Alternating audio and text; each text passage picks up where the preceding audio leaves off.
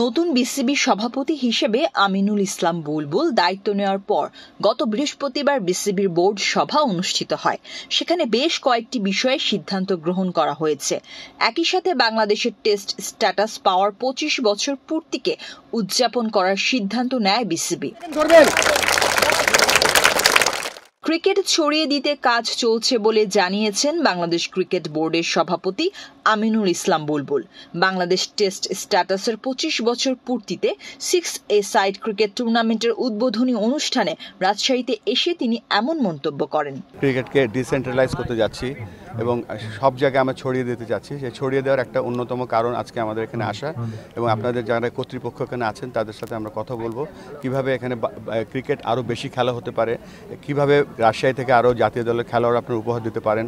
এই গ্রাউন্ডস দেখছেন যে এই গ্রাউন্ডসে এত সুন্দর আউটফিল্ড কিন্তু অনেক দেশে নেই। Gold's Gym is a globally recognized and well-established fitness brand with over 600 franchises around the world. Now at the Boshundara Sports Complex and Boshundara City. Gold's Gym Bangladesh. Admissions now open. Rajshahi cricket match কবে মাঠে গড়াবে জানতে চাইলে মাহবুব আনাম জানান, রাজশাহী বাংলাদেশের প্রথম আন্তর্জাতিক match করেছিল। অনূর্ধ্ব 19 বিশ্বকাপ হয়েছে, এরপর আর তেমন আন্তর্জাতিক ম্যাচ হয়নি। তবে পরিকল্পনা করছেন আগামী বছর থেকেই সেখানে আন্তর্জাতিক ম্যাচ পরিচালনা করবেন।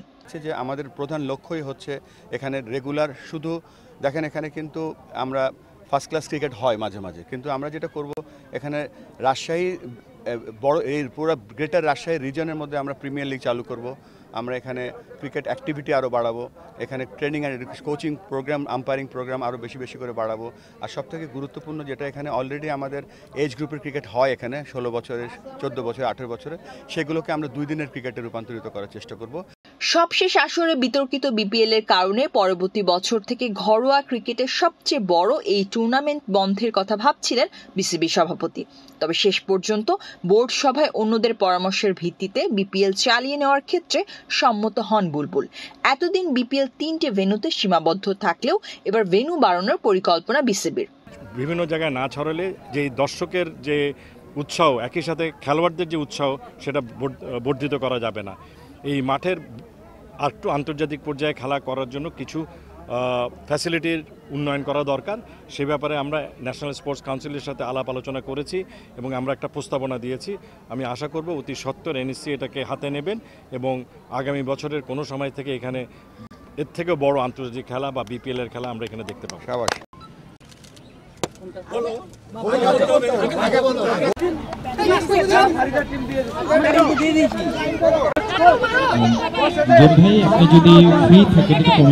এগিয়ে চলেছে বাংলাদেশ ক্রিকেট।